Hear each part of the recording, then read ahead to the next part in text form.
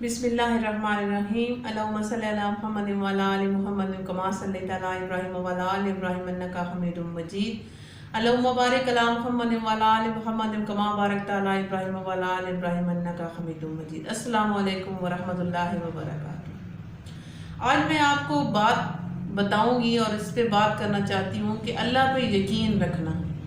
जब इंसान को अल्लाह पे यकीन आ जाता है कि वो मेरे लिए बेहतर कर रहा है, मेरे लिए अच्छा सोच रहा है, मैं जो भी काम करूँगा मुश्किल होगी लेकिन आगे जाके अल्लाह मेरे लिए आसानियाँ पैदा कर देगा, इस बात पे यकीन रखना कि अल्लाह मेरे लिए सब अच्छा कर देगा, ये यकीन माने कि इतनी एक बड़ी बात है कि वाकई ही फिर अल्लाह आपके लिए आसानियाँ पैदा कर देता है और आपकी ज़िंदगी को बहुत ज़्यादा आसानियों में ले आता है। इसी हवाले से आज ही आपको मैं मोटिवेशनल बात बताऊंगी, आपकी समझ में आ गई, आपको अच्छी लगी और आपको इस बात से हौसला मिला और किसी एक ने भी इस पे अमल कर लिया तो शायद मेरा ये वीडियो बनाने का जो मकसद है वो पूरा हो जाएगा।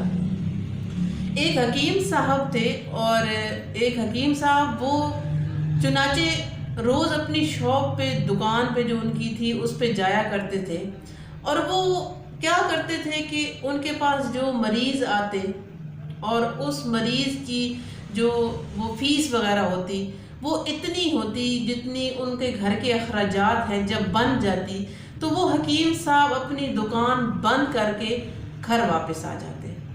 रोज़ वो सुबह उठते, उनका यही मामूल होता और जब उठते तो अपनी बेगम को कहते कि जो घर के लिए साजो सामान लेके आना है आप मुझे वो एक पर्ची पे लिख दे। अब उनकी बेगम रोज़ सुबह जो भी सामान लाना होता था, चाहे सब्ज़ी हो गई, घर का राशन हो गया, कपड़े हो गए, कुछ भी लाना होता था तो वो उनकी बेगम रोज़ उस चिट पे लिख देती और वो हकीम साहब वो चिट लेके चले जाते और वहाँ अपनी जो उनकी दुकान थी वहाँ पे उस चिट की लिस्ट बनाते कि ये कितने पैसे की ये चीज़ें आएंगी। जब वो पैसे पूरे हो जाते उनके तो हकीम साहब वो दुकान बंद करके वहाँ से चले जाते, सामान लेते और घर को निकल जाते। यही मामूल उनका रोज़ था। अब काफ़ी टाइम गुजर गया इस बात को तो एक दिन उनकी बेगम ने उनको सामान, घर के सामान की लिस्ट बना के दी।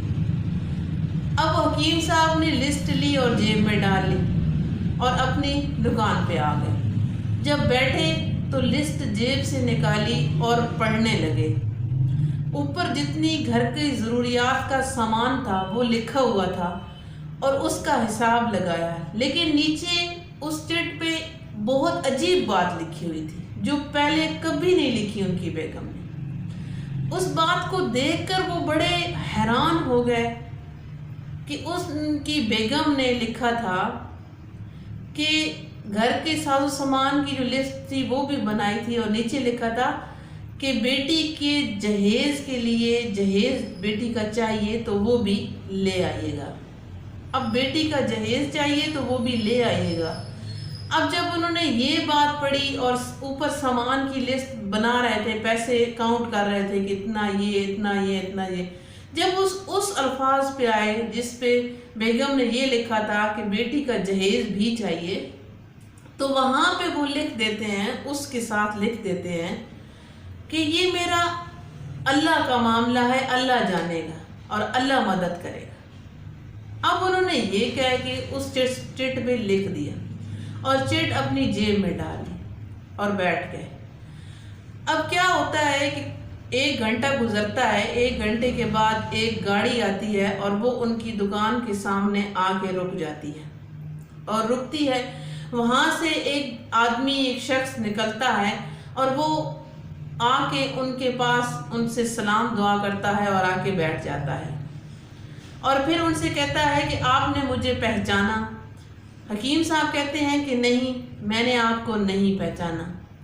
तो वो शख्स कहता है कि काफ़ी साल पहले की बात है, तकरीबन कोई 16, 17, 18 साल पहले की बात वो बताता है कि उस वक्त एक दिन ऐसा हुआ कि सख्त गर्मी थी और दोपहर का टाइम था میری گاڑی آ کے آپ کی دکان کے پاس آ کے رک گئی اور خراب ہو گئی۔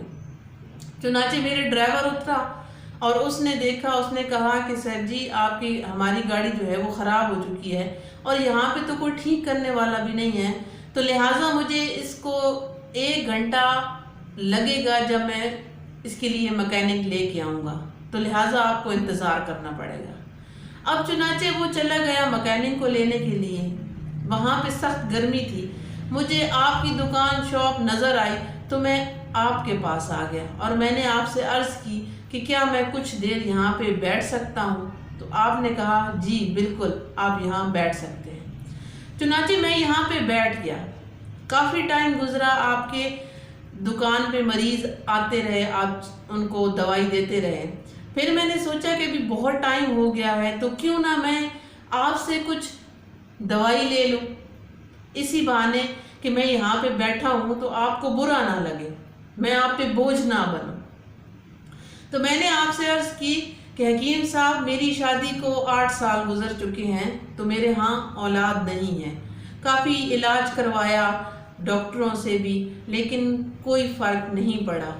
تو آپ نے کہا کہ اللہ تبارک و تعالیٰ پہ یقین رکھو، وہی دینے والا ہے، اور ساتھ میں آپ دوائیوں کی ایک تھیلیاں بنا رہے تھے۔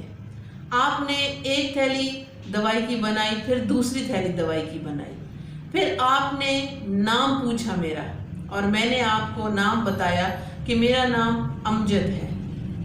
اب ایک تھیلی پہ آپ نے لکھا تھا امجد اور دوسری تھیلی پہ آپ نے لکھا مسز امجد۔ وہ دونوں تھیلیاں آپ نے مجھے پکڑا دی اور آپ نے کہا کہ یہ استعمال کرنا تو اللہ تبارک و تعالیٰ پہ یقین رکھنا، اللہ تبارک و تعالیٰ آپ کو اولاد نرینہ سے ضرور جو ہے وہ عطا کر دے گا۔ اب میں نے جب پیسے آپ کو دینے چاہے اور پوچھا کہ ان کے پیسے کتنے ہیں تو آپ نے کہا نہیں رہنے دو۔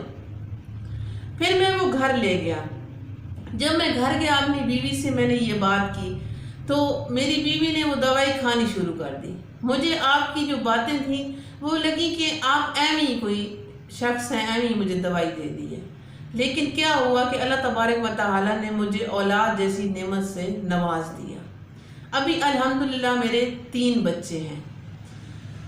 پھر اس نے کہا کہ میری بہن ہے اور وہ میری بہن جو تھی وہ بیوہ تھی، ان کی ایک بیٹی تھی، تو آپ کے دکان پہ ایک بچی تھی چھوٹی سی، تو جب میں یہاں پہ بیٹھا تھا تو وہ بچی کو میں نے دیکھا تو مجھے اپنی بھانجی یاد آ رہی تھی۔ میں نے اس کے سر پہ پیار سے شفقت سے ہاتھ بھی رکھا کیونکہ میری بھانجی سے میں بہت پیار کرتا تھا۔ تو میری بھانجی اب بھی جو ہے وہ ماشاءاللہ سے پڑھ کے جوان ہوئی، اس کی ایک جگہ پہ شادی طے ہو گئی۔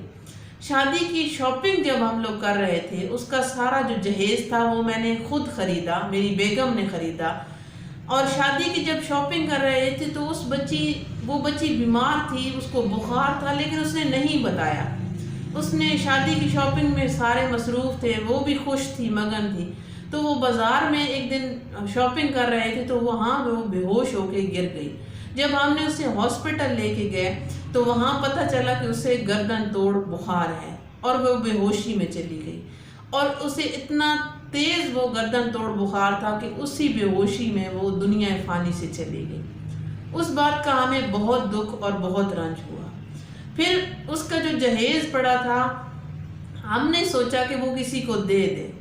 پھر میری بیگم اور ہم لوگ بیٹھے تھے تو ہمیں ایک دم سے آپ کا خیال آیا کہ ہم اتنے سال پہلے جب آپ کی دکان پہ آئے تھے تو آپ کی بچی میری بھانجی کی بالکل عمر کی تھی، تو ہو سکتا ہے آپ کی بچی کی شادی ہو تو یہ کیوں نہ جہیز آپ کو دے دیا جائے۔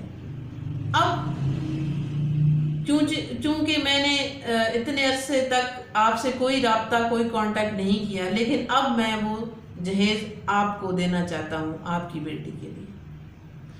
تو وہ جو حکیم صاحب تھے انہوں نے مطلب ان کی یہ کہہ لیں کہ ان کی خوشی کی انتہا نہ تھی کہ اللہ تبارک و تعالیٰ نے کیسے ان کی مدد کر دی۔ انہوں نے اسی ٹائم وہ پرچی اپنی جیب سے نکالی اور ان صاحب کو دکھائی۔ کہ آج صبح ہی میں گھر سے آیا اور میری بیگم نے مجھے لسٹ بنا کے دی کہ یہ چیزیں لے کے آنی ہیں. نیچے آپ پڑھ لیں، نیچے لکھا ہے کہ بیٹی کے لیے جہیز بھی لے کے آنا ہے. تو میں نے اس کے ساتھ لکھ دیا کہ یہ اللہ کا کام ہے، یہ اللہ کرے گا.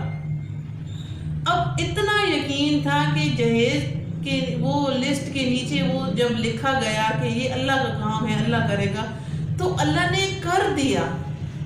یہ ہوتا ہے اللہ پہ یقین رکھنا. اللہ تبارک و تعالی ہم سب کو بھی ایسے ہی پکا کامل ایمان والا بنائے کہ تاکہ ہماری بھی جو مشکلات آئیں نا تو ہم یہی صرف کہیں کہ اللہ کر دے گا. میری زندگی میں بھی بہت ساری مشکلات ایسی آئی ہیں. ابھی جب یہ باتیں جب یاد کرتی ہوں، سنتی ہوں یا آپ کو بتا رہی ہوتی ہوں، اس سے پہلے یہ ساری باتیں میں اپنے اوپر آزما چکی ہوتی ہوں، اور انہی باتوں کو لے کے اللہ سے دعا بھی کرتی ہوں کہ جو انسان پہ حالات، مشکلات یا جو ٹائم آ رہا ہوتا ہے، گزر رہا ہوتا ہے، بس اللہ حل کر دے گا اس کو انشاءاللہ تعالی، اور ہماری زندگیاں آسانیوں میں آ جائیں گی. امید کرتی ہوں آج کی یہ میری بات، یہ سٹوری آپ کو پسند آئی ہوگی.